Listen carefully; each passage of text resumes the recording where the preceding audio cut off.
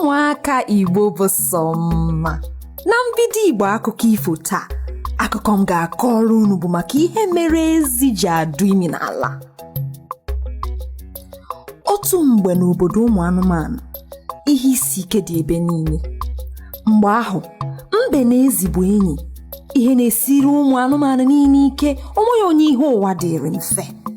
Agụụ chọrọ igbu ezinụlọ mbe na ezi.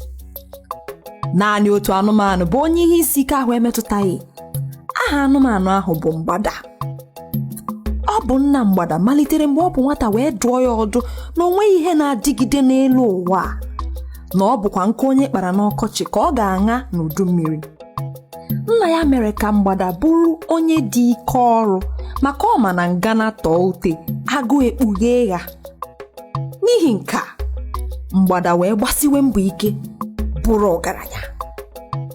Ya mere mgbe ihe isi ike ahụ bịara, o nweghị otu o si metụta mgbada. Nke a mere ọtụtụ ụmụ anụmanụ ji wee bịawa n'ụlọ mgbada maka enyemaka.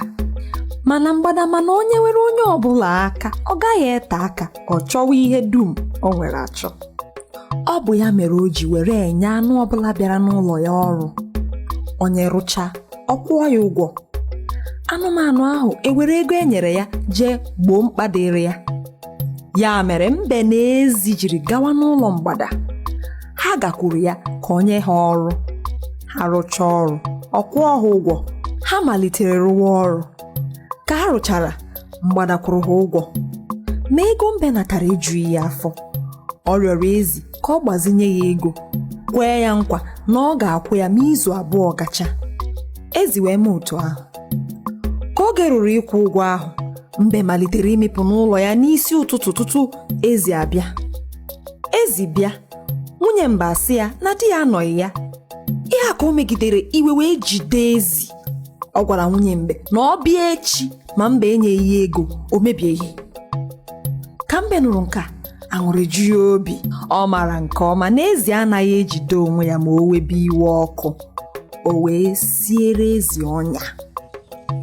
Ezi bịara echi hụ anịm ka ọ na-esu ihe n'igwe, jụọ ya ase mbe. Anịm asị ya na ahụ adịghị ya, nke mere o jiri gawa na nke dibịa ga-agwọ ya ọrịa. Ozigbo ọ maburu ikwe anịm tụba n'ime ọhịa n'iwe lawa. Ọ maghị na ọ bụ mbe bụ ihe ahụ o tụfuru. Ọ maghị na mbe webara isi ya n'ime okpokoro ya. Nwunye ya bụ anịm wee were ahụ ya mee na o ji esu ihe nri. Mbe biliri n'ebe ezi tụfuru ya were nwayọọ chere ka ọ laa wee bata n'ụlọ ya. Na mgbede, ezi abịakwa ọzọ kwurozie mbe.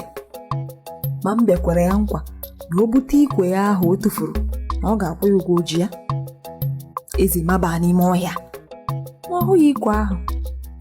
Ọ bụ ya mere ezi ji adụgharị imi n'ala ruo taa ka ọ mara ma ọ ga-ahụ ikwe mbe.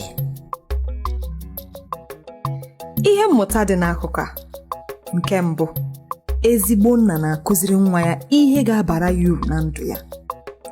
Nke abụọ, nwatakịrị mara ihe na-ege ndụmọdụ nna ya.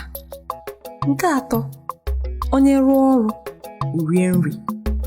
Nke anọ, inwe anya ukwu banyere ihe enyi gị nwere adịghị mma.